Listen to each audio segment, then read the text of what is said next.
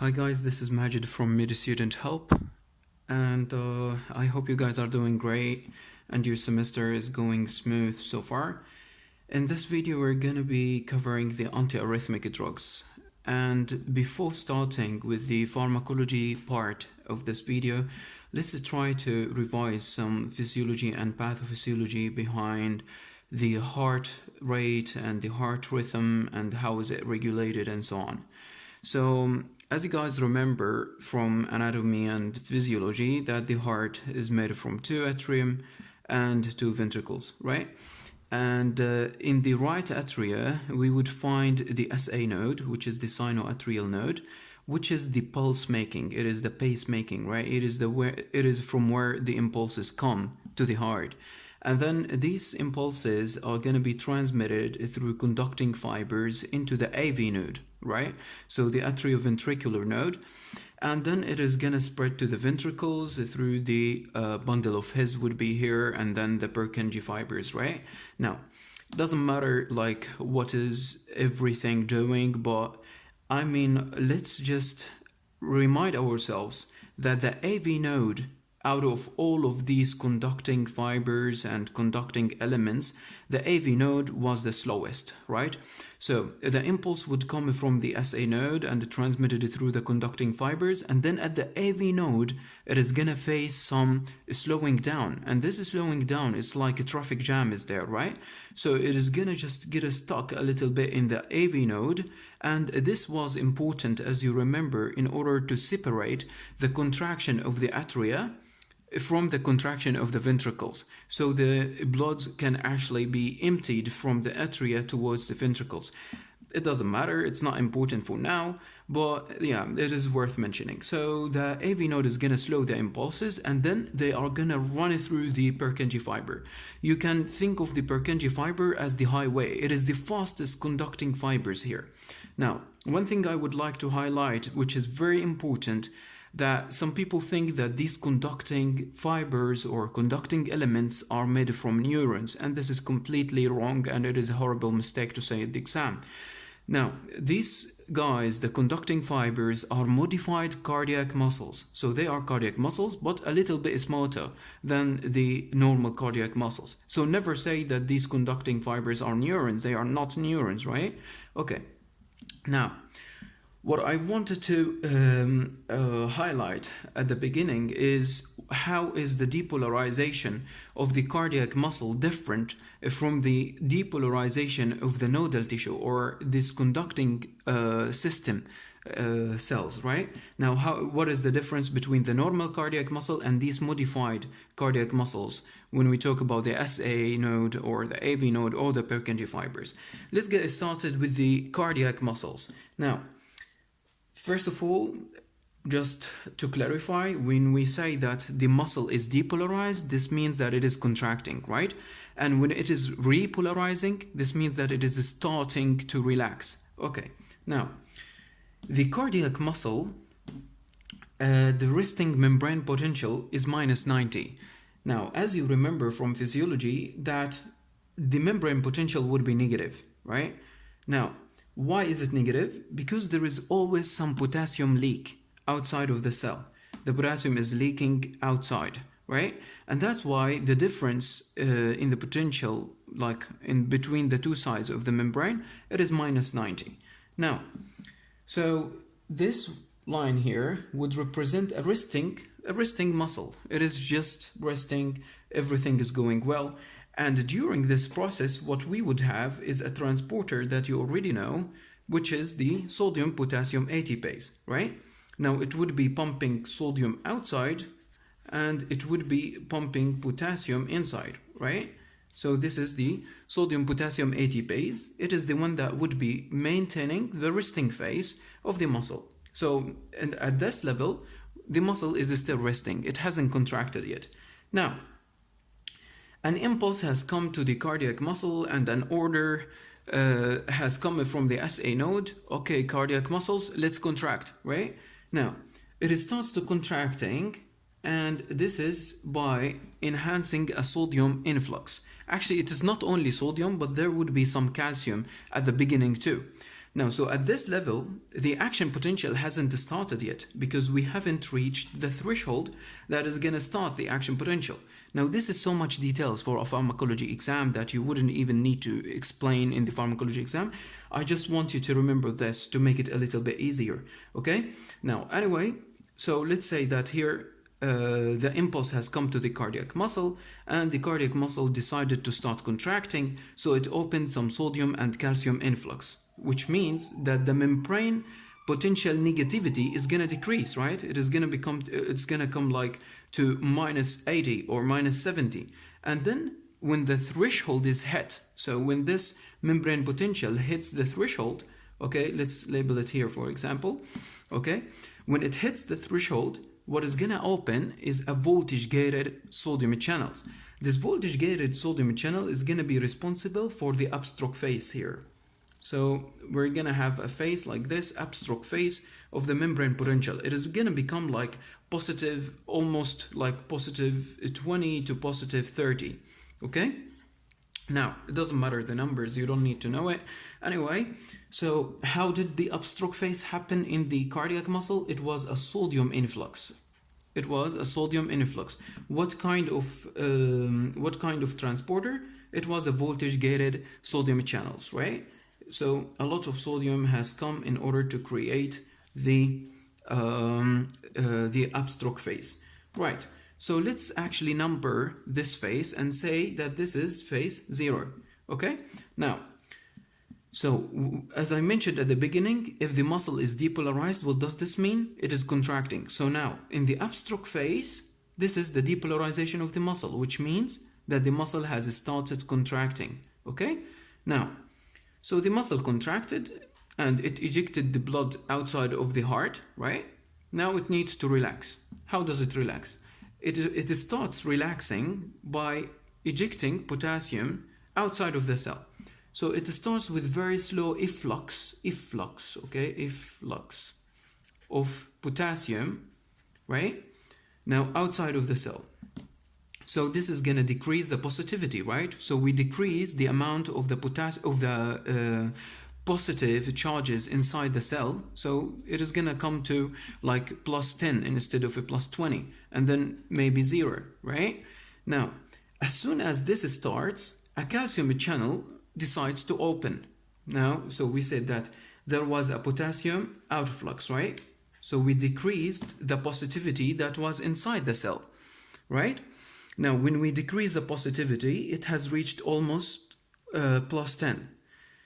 Then what happens is that another transporter opens, and this transporter is going to allow calcium influx. Oh, this doesn't make sense. Like, how can we continue the repolarization then? That's why we're going to have a so-called Plateau Phase, okay? Because the number of the positive charges that are leaving from the potassium efflux is equal to the calcium influx. So let's say like 2 potassium for each calcium, right? Because the calcium is 2 positive and the potassium is one positive charge. Anyway, this is all details, you don't need it. Anyway, so the Plateau phase, it represents the potassium efflux and the calcium influx. Now, after this Plateau phase, the repolarization is going to continue by opening what? Extra voltage-gated potassium channels, okay? Extra potassium-gated calcium channels are going to open, and a lot of potassium is going to leave the cell, and this is going to cause the repolarization phase, okay? So this is going to be the repolarization of the cardiac muscle. Now let's number the each phase. So we said that the depolarization or the upstroke phase was by the sodium influx, and we numbered it as 0 phase. Now, at the beginning of the potassium efflux, this is going to be phase 1. And the Plateau phase, that is created by potassium outflux and calcium influx, this is going to be phase 2.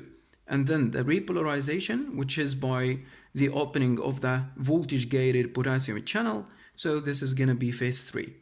Now, after the repolarization, what is going to happen is a resting phase. So the muscle is going to get back to how it was before the contraction. So it is just resting, which means that we're going to go back to what? To the potassium-sodium ATPase. Okay? So this is how the cardiac muscle contract. So in this case, we're talking about the muscle in the atria, in the ventricle. We're not talking about the SA and the AV yet. Okay. Now let's move to the SA and the AV and the Purkinje fiber, which we call together the nodal tissues. Now the nodal tissues are a little bit different. Now, the most important difference here is that there is no resting. There is no resting. What does this mean? That this phase 4 here, that was a resting phase, okay, it is going to be missing here. We're not going to have a resting phase. Now, why is that?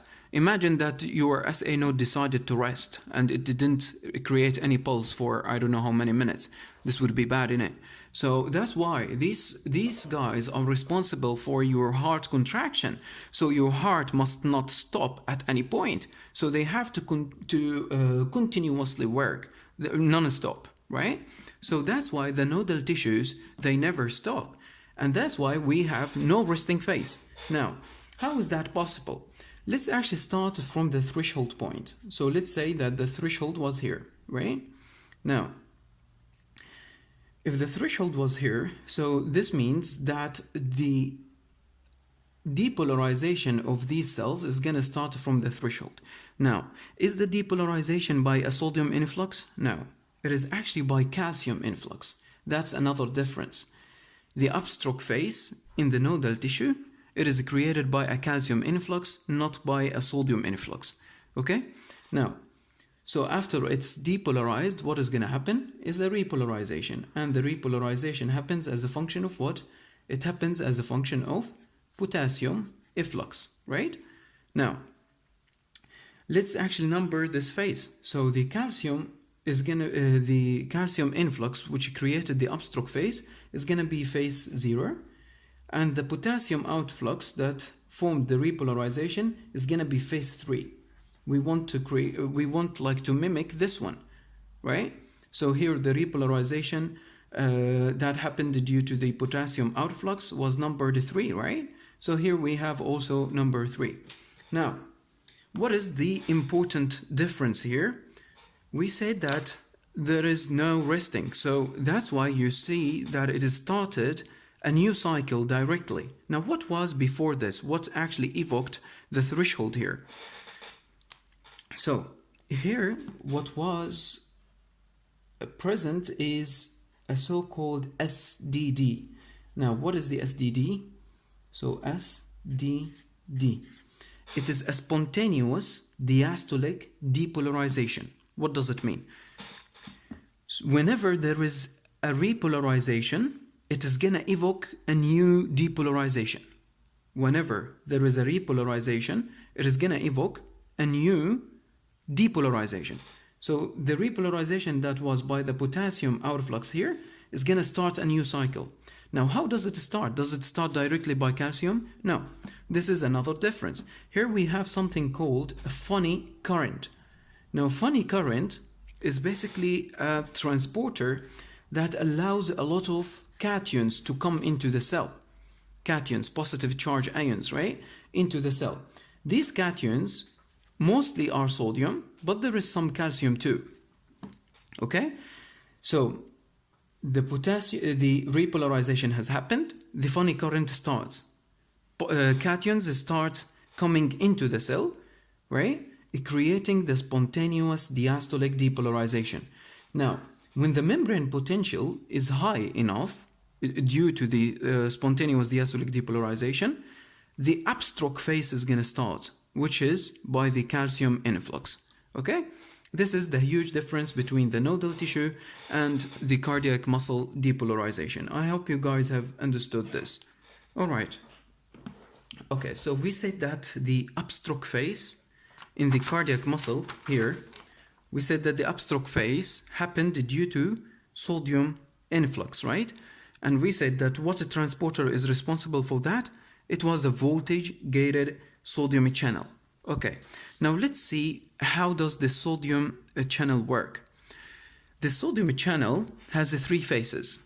It has a resting phase and an active phase and inactive phase. Now, when does each happen? So this is the depolarization figure of the cardiac muscles. Now, we said that in phase 4, it is the resting phase of the muscle, right? The muscle is not contracting, it is just resting. In this case, the voltage-gated sodium channels are going to be closed, right? But whenever an impulse comes, they just open, right? When there is an activation, look here, we said that if something induces the muscle contraction and exceeds the threshold, then the muscle is going to contract, right? That's what we said. So it is going to be resting closed, but if an impulse comes, it is going to lead to depolarization, right here, the depolarization. This depolarization is going to lead to the opening of the sodium channels. So they are going to be active. Active means that they are open, okay? Now, by the end of the depolarization, so almost here, like at the top of it, the voltage-gated sodium channels are going to start closing. They are okay, so they have done their job, they are going to close. And when they close, they convert to the inactive phase. The inactive phase, the special thing about it, that even if an impulse comes now, it is not going to open, okay? Even if an impulse comes, it's not going to open. It is like so stubborn, it wouldn't open, right? And that's how, at this point, there wouldn't be arrhythmia. So even if an ectopic tissue started creating pulses, it is not going to lead to the opening of this channel because it is already closed in the inactive phase, not in the resting phase. Okay? Now, during the repolarization, the channels are going to start converting to the resting phase. So the number of the sodium channels that are in the resting phase is going to be increasing during the repolarization. Okay? Now, so here they were closing, in the depolarization they are opening, and then at the top of it they start closing, and by the repolarization they are converting back into the resting form, which means that they are closed but they are able to open. Okay? Now, let's actually zoom in the SDD. So we said that phase 4, right? We said that phase 4 in the nodal tissue now, we're talking now about the nodal tissue.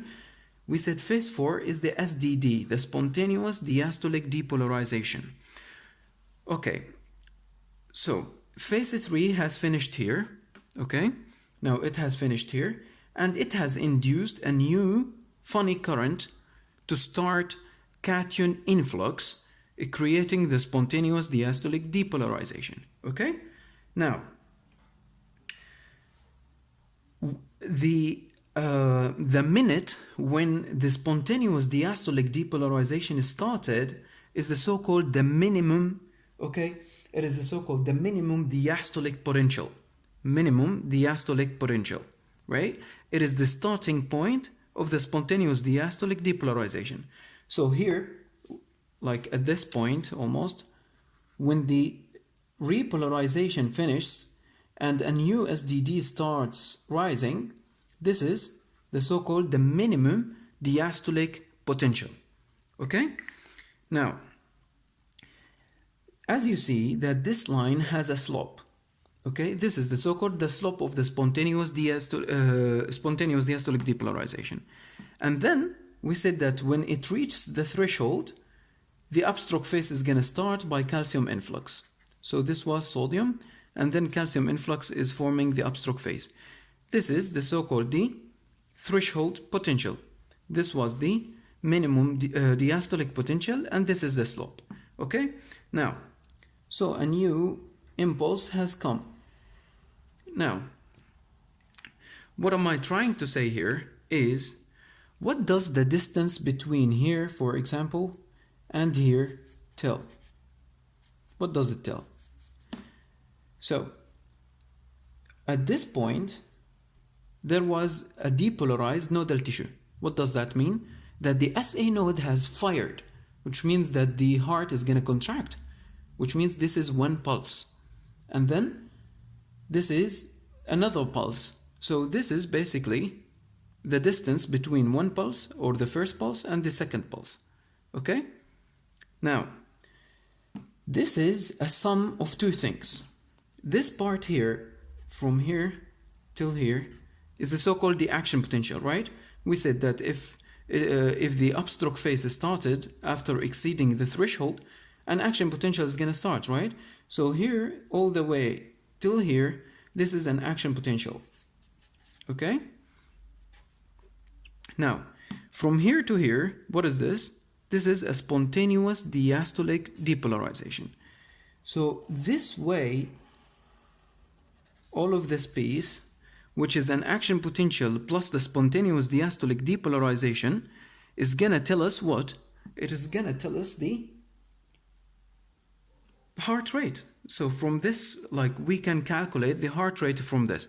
But okay, let me tell you something. In this case, we're talking about the SA node. And does the heart rate depend on the SA node? Well, not completely, because the contraction of the ventricles doesn't happen depending on the SA node, since not all the impulses are going to be transmitted through the AV, right? So let's say that the SA was firing 500 times per minute, okay, or pulses per minute. The AV maximum conduction is 200, okay? So this is all like hypothetical thing, right? Okay. Anyway, now let's see when an arrhythmia can develop. And how can an arrhythmia develop? The first cause of the arrhythmia is an increased automaticity. Increased automaticity. The SDD is an automaticity. So, because like you know, like the nodal tissue starts firing by itself. Why does it start firing by itself? Because of the spontaneous diastolic depolarization, and that's what's so called the automaticity, right? Now, how can we increase the automaticity? How can this be increased? You know, like if we shortened the time needed for both the action potential and the spontaneous diastolic depolarization, then the heart rate is gonna increase, right? We're gonna have more pulses, right? If this distance has decreased, then the pulse is gonna increase, okay? Now, how can we decrease distance? Let's start with the spontaneous diastolic depolarization. Now, if the threshold, before that, so this distance is the distance that the funny current is gonna create, right? Which is from the minimum diastolic potential till the threshold potential, right?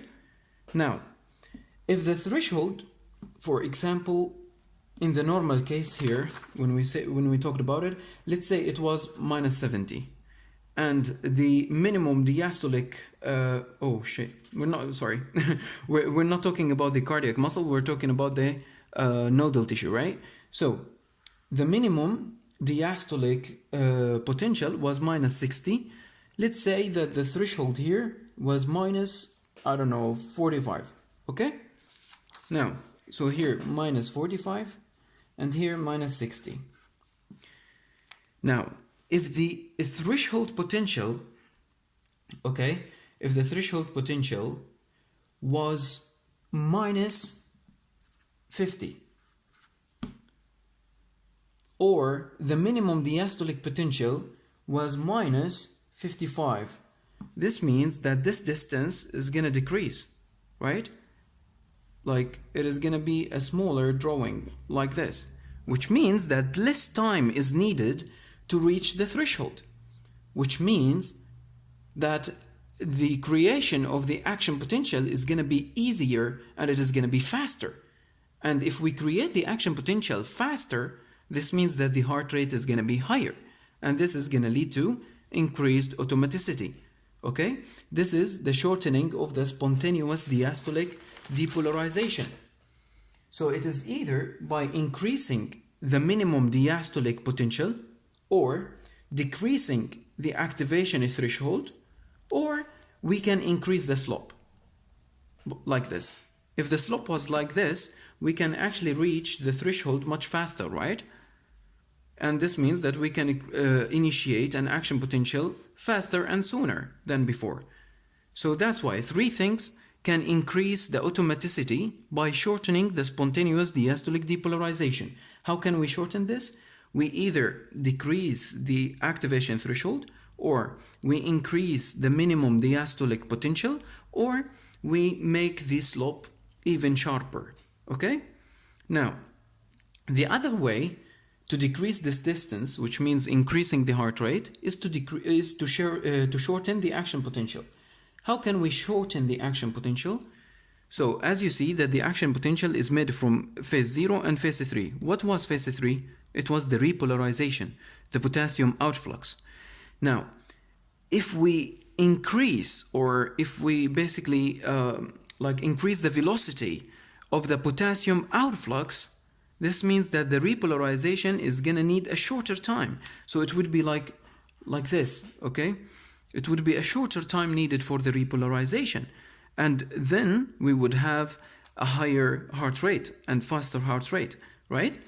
Now, so these are the causes of increased automaticity as a cause of arrhythmia. A shortened spontaneous diastolic depolarization that can arise from decreasing the threshold, increasing the minimum diastolic depolarization, increasing the slope of the SDD, or shortening the action potential due to the faster repolarization. Okay, now if that was the case, how can we stop it? How can we deal with this arrhythmia? Maybe we can just slow down this repolarization, block some potassium channels. This is one method. Or we may block the current, the funny current, okay, make it even slower. We're gonna talk in details when we speak about the drugs. Now let's see the second cause of the arrhythmia. The second cause is the so-called the afterdepolarization. Afterdepolarization meaning that an ectopic tissue has given an impulse. It wasn't planned. So the heart was going well, it was contracting normal, the SA node was responsible and controlling the situation.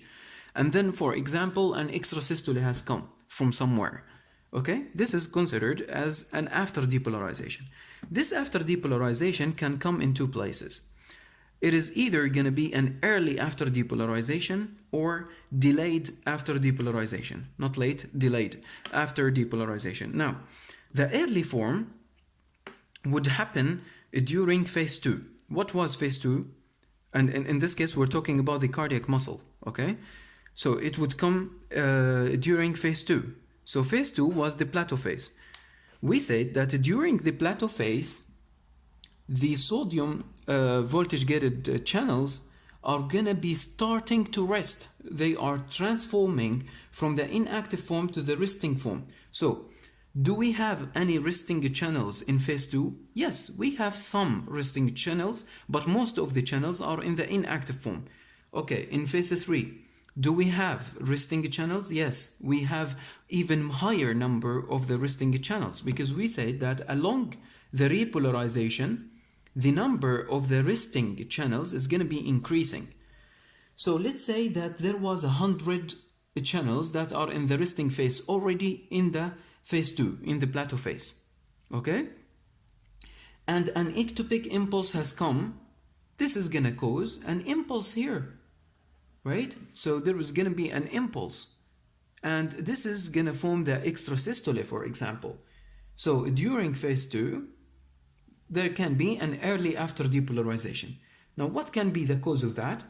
If there was a long QT in the ECG, a long QT, which means that also the phase 2 is going to be prolonged. If it is prolonged, this means that there is even more time for the sodium channels to get back to the resting phase, and even more channels are going to be in the resting phase already during phase 2.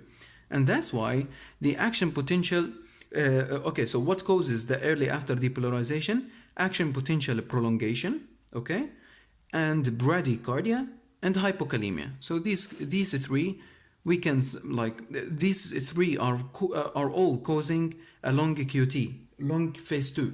And that's why, there is a higher chance to develop an extrasystole here. Now, the other form of the afterdepolarization is the late or the delayed afterdepolarization. It happens in phase 4. What was phase 4? It was the resting phase. Okay, a muscle is just relaxing, and all of a sudden, there is arrhythmia. Why? Maybe due to a high intracellular calcium. okay? Or due to tachycardia. Now let's think of it. Now high intracellular calcium, when can this happen?